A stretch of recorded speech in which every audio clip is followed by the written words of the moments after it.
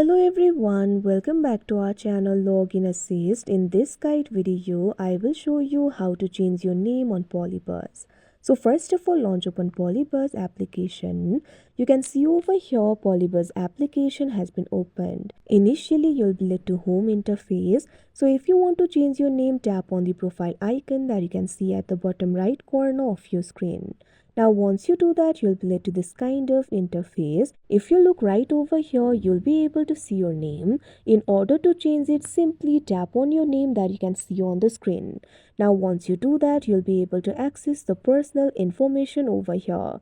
Right over here, you'll be able to find the option for username. So what you have to do is tap on it. Now what you have to do is simply erase the initial username.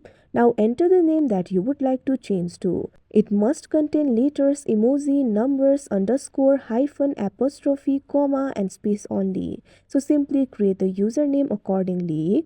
Now once you create the username, tap on this option save that you can see on the screen. Now wait for a while.